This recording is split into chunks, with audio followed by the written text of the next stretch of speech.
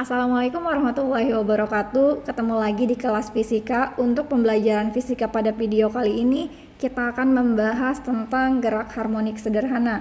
Nah, sebelum lebih jauh mengenal tentang gerak harmonik sederhana, di sini kita akan melakukan percobaan secara online terlebih dahulu. Di mana di sini saya menggunakan website dari pet.colorado.edu.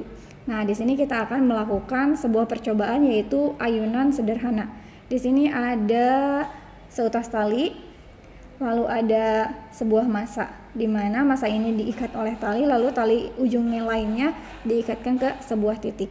Nah, untuk talinya bisa kalian ubah, massanya juga bisa kalian ubah, gravitasinya pun bisa kalian ubah. Misalnya kalian mau menggunakan gravitasi di bulan, atau di planet Jupiter, atau di planet yang lainnya. Nah, di sini saya pilihnya di bumi. Nah, dan yang terakhir di sini ada friction. Friction itu adalah gesekan. Jadi kalian bisa menentukan apakah di sistem ini akan ada gesekan, misalnya berapa gesekannya atau ditiadakan gesekannya pada percobaan ini. Seperti itu. Dan di sini kalian bisa lihat ada titik-titik garis biru. Nah, ini itu merupakan di sini itu merupakan titik keseimbangan dari bendanya. Jadi sebelum bendanya dikasih gaya, dia itu udah setimbang di sini. Dia itu tidak bergerak di sini. Berarti ini adalah titik keseimbangan dari bendanya. Oke, kita langsung percobaan ya. Di sini saya mau kasih ada gaya gesekan pada sistemnya. Lalu saya simpangkan bendanya, ayunannya ke sudut 30 derajat. Setelah itu kita lepaskan. Nah, setelah dilepaskan kira-kira apa sih yang terjadi pada bandulnya? Kita lihat ya. Kita mulai. Aduh.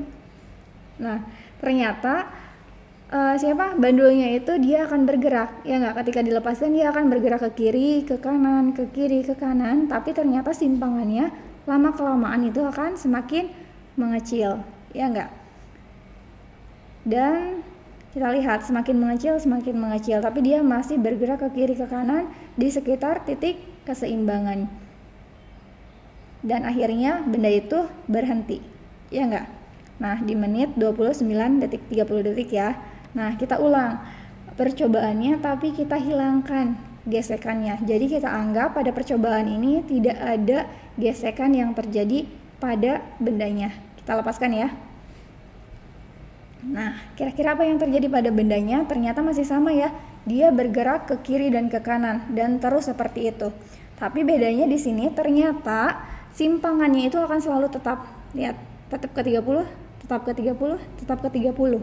Ya enggak? Kita lihat ya sampai 30 detik. Tadi kan percobaan pertama pada waktu 30 detik ternyata bendanya berhenti. Nah, sekarang kalau misalnya enggak ada gesekan, kira-kira apa yang terjadi pada bendanya? Sudah 30 detik dan ternyata bendanya masih bergerak sama, bergerak ke kiri ke kanan bolak-balik di sekitar titik keseimbangannya. Nah, gerakan yang seperti inilah yang disebut dengan gerak harmonik sederhana. Seperti itu ya. Nah, sekarang kita lanjutkan ke percobaan berikutnya. Di sini kita lihat lagi ya. Kita lepaskan. Nah, kira-kira menurut kalian apa sih yang menyebabkan benda ini bisa bergerak bolak-balik? Apa sih yang bisa menyebabkan benda ini bisa bolak-balik? Seperti itu. Nah, kita analisis ya. Kita matikan dulu yang ininya. Kita analisis. Ketika bendanya ada di sebelah kanan, ujung kanan, ini kan maksimumnya ya. Tadi karena disimpangkannya segini 30, berarti ini maksimumnya. Nah, kenapa sih ketika dia dilepaskan, dia bisa bergerak ke sebelah kiri? Nah, kenapa sih benda itu bisa bergerak bolak-balik? Nah, kita lihat ya, ketika dia ada di ujung kanan, di simpangan paling kanan, kenapa ketika dilepaskan, dia akan bergerak ke sebelah kiri? Oke, kita gambarkan dulu nih gaya-gaya yang bekerja pada bendanya. Ini bendanya diikat oleh tali, berarti bendanya memiliki yang namanya tegangan tali. Terus benda ini memiliki massa. Untuk itu bendanya itu akan memiliki gaya berat. Nah, kita gambarkan juga. Gambarkan mana sih sumbu X-nya dan sumbu Y-nya. Kita tetapkan bahwa yang searah dengan talinya ini adalah sumbu Y-nya. Berarti sumbu X-nya itu adalah sumbu yang tegak lurus dengan sumbu Y-nya. Berarti yang ini adalah sumbu X-nya. Nah, tegangan tali itu udah ada di sumbu Y. Kalau gaya berat itu tidak di sumbu X dan tidak di sumbu Y. Berarti kita harus proyeksikan dia terhadap sumbu X dan terhadap sumbu Y. Nah, kita proyeksikan ya terhadap sumbu X-nya, berarti di sini ada WX. Terhadap sumbu Y-nya berarti di sini ada WY. Ya enggak? Kalau misalnya ini kan tetanya 30 ya, berarti teta laginya ini ada di sini. Berarti WX itu adalah W sin 30 derajat. Ya enggak? Nah, di sini ada gaya yang arahnya ke sebelah kiri. Nah, gaya inilah yang menyebabkan bendanya bisa bergerak ke sebelah kiri. Nah, bagaimana kalau yang di sebelah kanan? Sama aja analisisnya. Di sini bendanya diikat oleh tali, berarti dia akan memiliki tegangan tali. Bendanya juga bermassa, berarti dia akan memiliki gaya berat. Ya enggak? Nah, kita lihat nih, sumbu X-nya yang mana? Sumbu X-nya yang ini ya. Kita tentukan sumbu X-nya itu yang sejajar dengan, yang searah dengan tegangan talinya. Ini sumbu Y-nya. Sumbu Y ya. Dan yang sumbu X-nya berarti yang tegak lurus dengan sumbu Y-nya. Berarti ini adalah sumbu X. Sama ya di sini sumbu tegangan tali udah ada di sumbu Y dan gaya berat masih ada di tengah-tengah. Untuk itu kita proyeksikan gaya beratnya terhadap sumbu X dan terhadap sumbu Y. Berarti di sini ya. Di sini ada WY, di sini ada WX. Ya enggak? Nah, di sini ternyata ada gaya yang arahnya ke sebelah kanan. Jadi ketika bendanya menyimpang ke sebelah kiri, ya enggak? Ini ke kiri kan ya. Nah, ada gaya yang arahnya ke sebelah kanan sehingga si benda ini akan bergerak ke sebelah kanan. Begitupun sebaliknya. Di sini ketika bendanya menyimpang ke sebelah kanan, ternyata ada komponen gaya yang arahnya ke sebelah kiri yang membuat benda ini akan bergerak ke sebelah kiri seperti itu. Nah, kan gerakannya ke sini ya, berarti ke sini saat di sini. Kalau misalnya udah di tengah-tengah nih bendanya, udah di tengah di sini. Nah, kenapa bendanya masih bisa bergerak? Padahal gaya beratnya itu ke bawah, terus tegangan talinya ke atas. Dan kita tentukan bahwa tegangan talinya itu yang searah dengan tegangan tali, sumbu Y-nya itu yang searah dengan talinya dan sumbu X itu berarti yang tegak lurusnya. Nah, berarti kan tidak ada vektor gaya yang mengarah ke sebelah kanan ataupun ke sebelah kiri. Ya enggak? Harusnya diam dong karena enggak ada gayanya. Tapi kita lihat di sini. Kita lihat ya, kita simpangkan. Di sini ada, kita pakai kecepatan. Kita simpangkan 30 derajat lagi. Nah, kita slow motion kan. Nah, bisa dilihat. Ini adalah vektor kecepatannya. Ketika di atas, nah ketika di atas itu kecepatannya nggak ada. Tapi dia akan punya gaya yang arahnya ke kanan. Ya nggak? Sehingga bendanya itu akan bergerak ke kanan. Tapi ketika bendanya ada di titik keseimbangannya, dia itu akan memiliki kecepatan. Sehingga meskipun dia tidak memiliki gaya, dia masih punya kecepatan yang tadi dimiliki. Jadi dia masih bergerak hingga nanti kecepatannya akan mengecil dan kecepatannya sesaat akan 0. Nah, ketika 0 ternyata dia masih punya gaya lagi ke sini. Jadi turun lagi. Nah, turun. Nah, lihat, dari sini kecepatannya itu dia akan mengecil. Karena apa? Karena ketika menyimpang ke sini sudah ada gaya yang arahnya ke sini. Jadi kecepatan arahnya ke sini, gayanya ke sini. Jadi nanti kecepatannya akan melambat seperti itu hingga akhirnya di titik tertentu dia akan 0 kecepatannya. Dan di sini akan ada gaya lagi. Terus lagi. Nah, di sini juga sama. Ketika di sini kan kecepatannya semakin menipis ya, semakin mengecil. Itu karena di sini kan ada gaya, vektor gaya yang menghambat gerakan dia ke atas. Seperti itu, ya. Nah, gaya yang seperti ini itu kita namakan dengan gaya pemulih. kita namakan dia dengan nama gaya pemulih. Jadi gaya pemulih ini yang menyebabkan benda ini bergerak harmonik sederhana. Nah, dengan catatan gaya pemulih ini arahnya selalu berlawanan arah dengan simpangannya. Jadi ketika bendanya menyimpang ke kanan, gaya pemulihnya itu arahnya ke sebelah kiri. Ketika bendanya menyimpang ke kiri, gaya pemulihnya berarah ke kanan, seperti itu.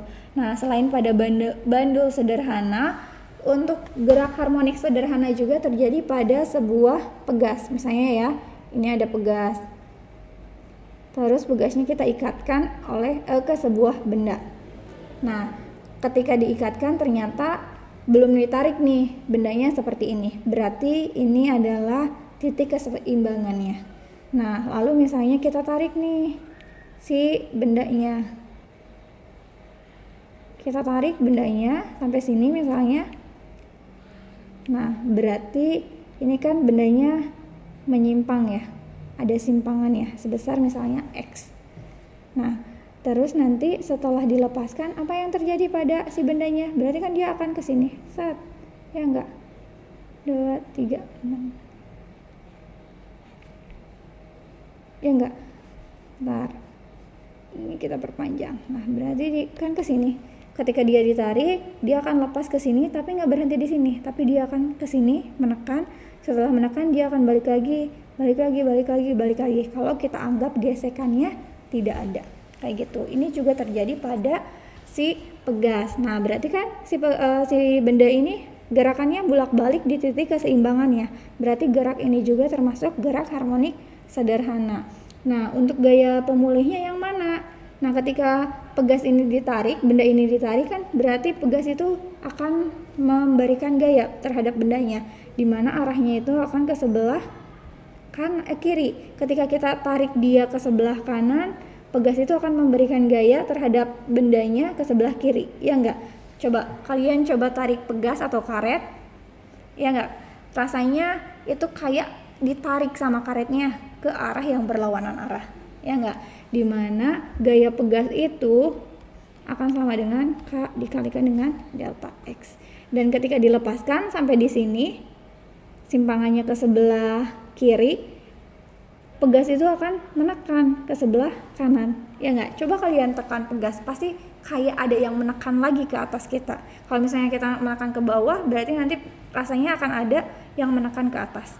Nah, berarti gaya pegas di sini itu kita sebut sebagai gaya pemulihnya. Oke, ngerti ya? Nah, kita lanjut ke persamaan simpangan gerak harmonik sederhana. Di sini ada persamaan simpangannya. Ada dua ya. Yang ini xt sama dengan a sin theta. Ini adalah persimpangan. Ini adalah persamaan yang yang simpelnya. Nah, kalau misalnya mau dijabarkan, theta itu akan sama dengan omega t ditambah theta 0. Jadi nanti kalau yang lengkapnya itu yang ini, xt itu akan sama dengan a sin omega t plus theta 0. Di mana xt itu adalah simpangan dalam fungsi waktu, satuannya adalah meter, a-nya itu adalah amplitudo atau simpangan maksimumnya, sama ininya adalah meter, omega itu adalah frekuensi sudut, di mana satuannya itu adalah radian per sekon, t itu adalah waktu, satuannya sekon, dan theta 0 yang ini adalah sudut fase awal, satuannya radian, dan theta itu adalah sudut fase, satuannya radian. Nah, jadi theta 0 tuh kayak gini. Misalnya posisi awalnya itu tidak di titik keseimbangannya. Jadi kan bisa aja ya. Mana? Nah, kita lihat ya. Bisa aja si titik keseimbangannya tuh bukan di sini. Nah, kan ini titik keseimbangannya di sini. Bisa aja posisi awal si bendanya itu enggak di titik keseimbangannya, tapi posisi awalnya misalnya di sini. Nah, berarti kan sebelum kita gerakan ternyata si bandulnya udah menyimpang duluan, kayak gitu. Berarti dia punya posisi awalnya. Jadi nanti theta 0-nya enggak akan 0. Nah, kalau misalnya awalnya dia ada di titik 0,0 atau di titik keseimbangannya, berarti nanti rumusnya boleh nih jadi xt a sin omega t aja, kayak gitu. Kalau theta 0 itu adalah sudut fase awalnya siapa tahu dia udah memiliki posisi awalnya, nggak di titik keseimbangannya, seperti itu. Nah, terus ada tentang periode gerak harmonik sederhana. Tadi kan kita tahu ya bahwa persamaan simpangan gerak harmonik sederhana itu adalah A sin omega T plus theta. Nah, gimana kalau kita mau cari kecepatannya? Kalau mau cari kecepatan, berarti kan rumusnya adalah turunan pertama dari si simpangannya atau dari posisinya, ya enggak? Oke, kita tinggal turunkan aja kalau udah kayak gini. Ini kan konstanta ya, kalau konstanta ini turunkan terhadap T ya. Kalau konstanta berarti A tetap A. Yang ini berarti kita turunkannya 2 kali ya. Sin kalau diturunkan jadi apa? Jadi cos. Dalamnya masih tetap sama, omega T ditambah theta 0. Nah, yang dalamnya ada sesuatu yang memiliki komponen T. Berarti kita turunkan yang ini. Omega T kita turunkan terhadap T, berarti tinggal omeganya saja. Nah, kita tuliskan lagi nih. Berarti ininya pindah ya ke sini biar enak lihatnya, jadi A omega cos omega T ditambah dengan theta 0. Seperti itu. Nah, kalau mau cari percepatannya kayak gimana? Sama, percepatan itu adalah turunan kedua dari simpangannya atau turunan pertama dari kecepatannya. Tadi kan kita udah tahu ya kecepatannya, jadi kita turunkan aja dari kecepatannya. Turunan pertama waktu dari kecepatannya. Kecepatannya itu adalah A omega cos omega T ditambah theta 0. Nah, yang ini kan A omega itu adalah koefisien ya, berarti kita keluarkan aja A omega. Terus yang ini kan ada unsur-unsur T-nya, berarti ini kita turunkan. Cos kita turunkan jadi apa? Jadi min sin. Yang dalam kurungnya tetap sama ya, omega T ditambah dengan theta 0. Terus di sini ada lagi nih di dalamnya yang punya T. Berarti omega T diturunkan terhadap T, ya tinggal omega aja. Ya enggak? Berarti kita gabungkan nih omega sama omega jadi omega kuadrat. Ini minusnya kita keluarkan, jadi minus A omega kuadrat sin omega T ditambah theta 0. Nah, kita kan tahu ya kalau A mana nih? A sin omega T plus theta 0, A sin omega T plus theta 0 itu adalah XT. Berarti nanti ini akan menjadi minus, ini X kan ya, X kali omega kuadrat. Jadi percepatannya juga akan sama dengan min X omega kuadrat.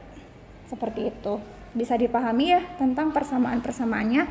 Kita merahin ya, berarti ini adalah persamaan simpangannya, yang ini adalah persamaan kecepatannya, yang ini adalah persamaan percepatannya. Seperti itu ya. Nah, tadi masih ingat nggak?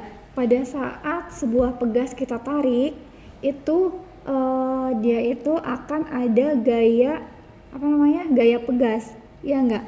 Yang dimana gaya pegasnya itu akan berlawanan arah dengan simpangannya, berarti nanti nilainya akan berupa negatif. Jadi F pegasnya itu akan sama dengan min Kx.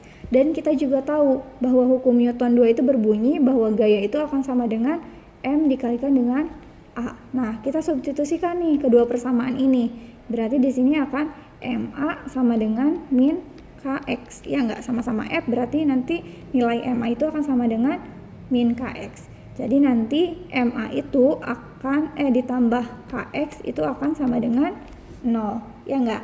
Nah, kita masukin nilai A-nya dengan nilai A yang ini. Jadi di sini M dikalikan dengan min X omega kuadrat ditambah Kx itu akan sama dengan 0.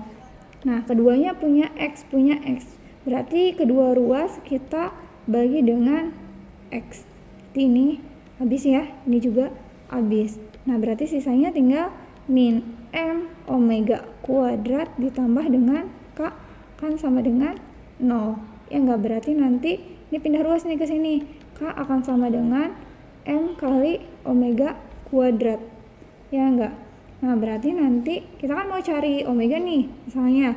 Berarti kita pindah ruaskan aja ya, biar enak ngelihatnya.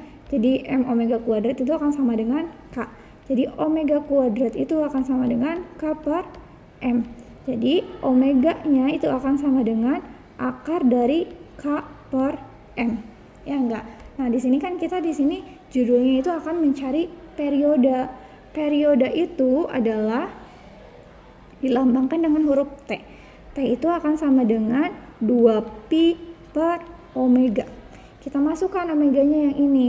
Berarti 2pi per akar dari K per M. Ini pernya ada 2. Jadi kita balikan aja ya, biar lebih simple. Berarti kalau misalnya jadi pembagian mau jadi perkalian, itu kita harus balikan.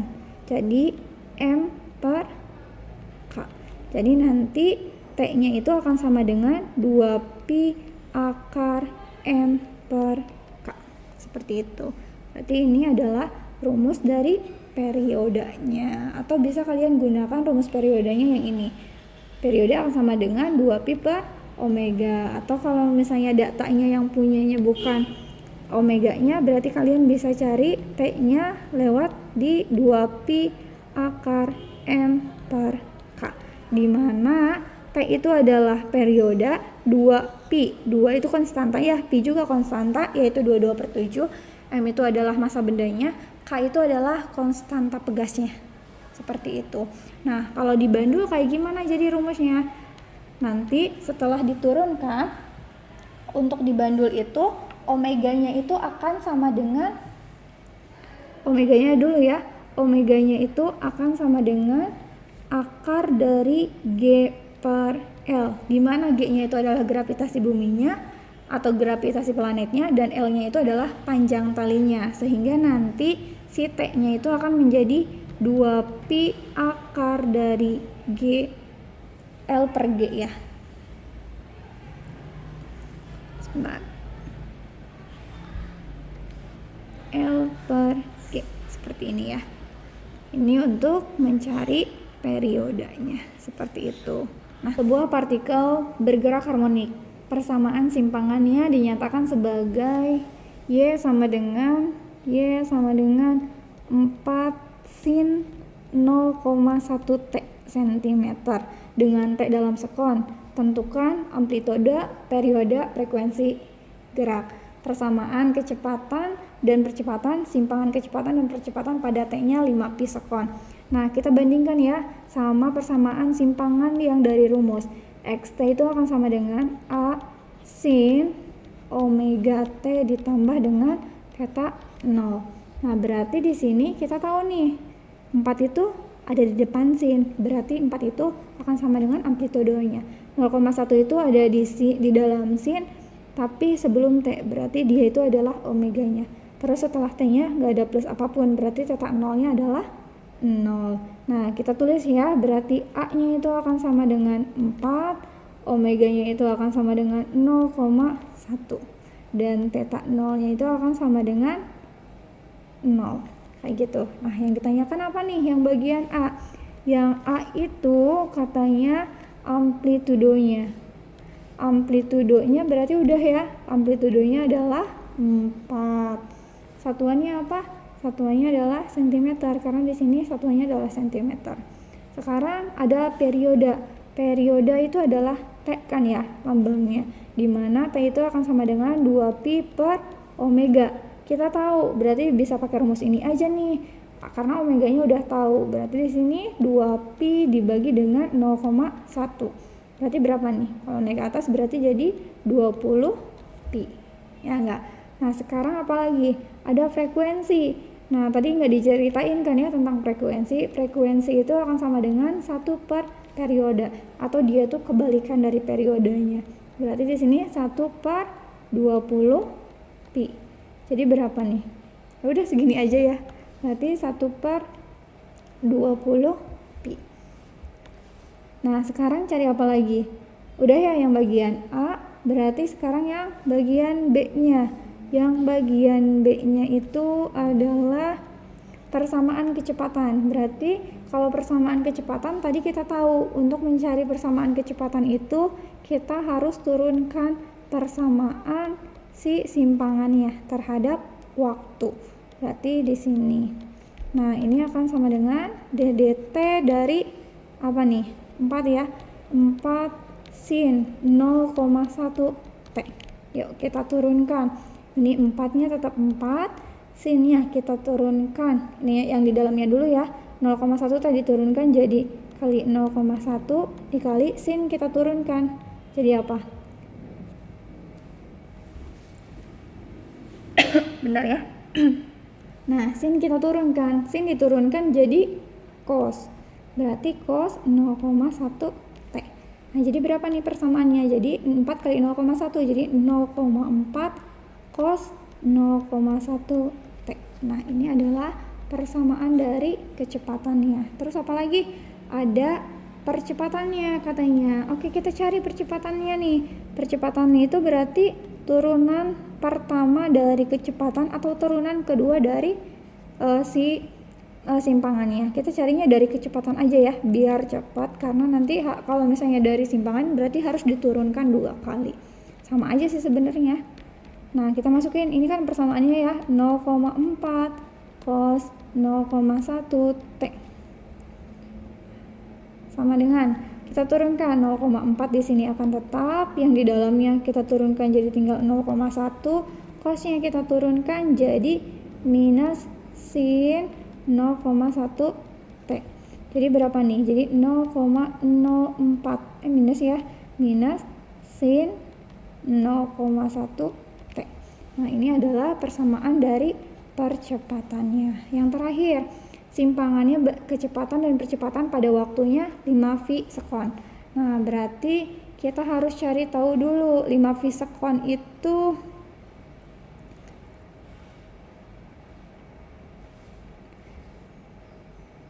nah, kan kita tahu ya di persamaannya itu ada sin 0,1 kali T, cos 0,1 kali T, yang di atas juga persamaan yang ini.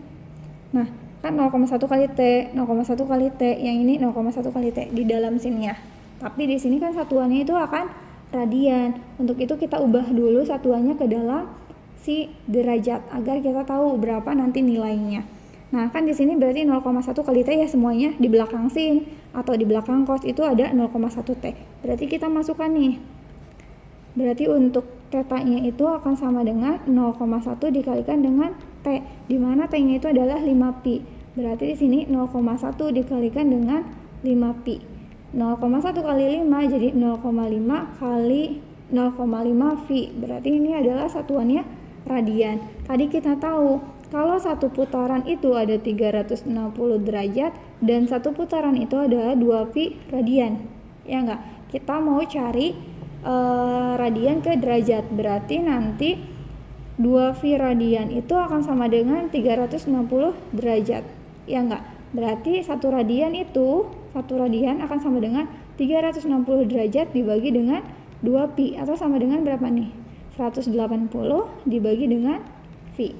Yuk kita masukkan di sini 0,5, pi-nya itu adalah 180 dibagi dengan pi. Ini 0,5-nya pi juga ya, pi. Nah, berarti bisa dicoret dong, pi kali pi-nya habis. Berarti di sini 180 kali 0,5 berapa? 90 derajat. Oke?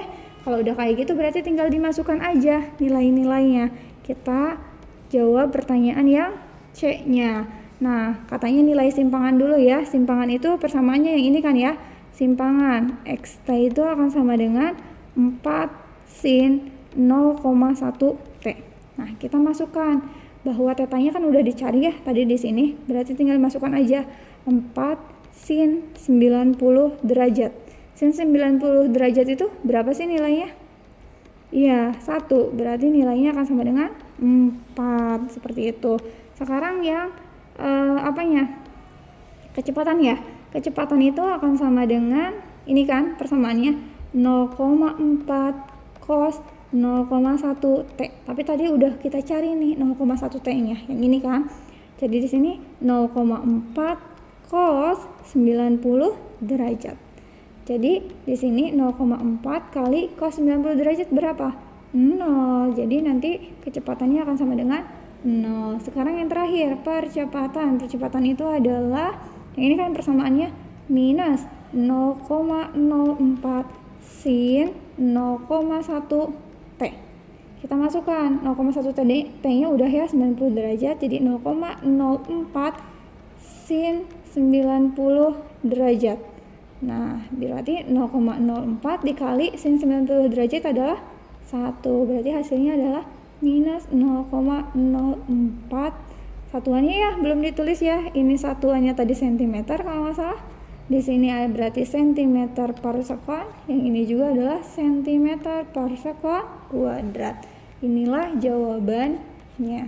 Nah, untuk pembelajaran tentang gerak harmonik sederhana dicukupkan sampai di sini. Jika ada pertanyaan silahkan ditanyakan. Kurang lebihnya mohon maaf. Wassalamualaikum warahmatullahi wabarakatuh.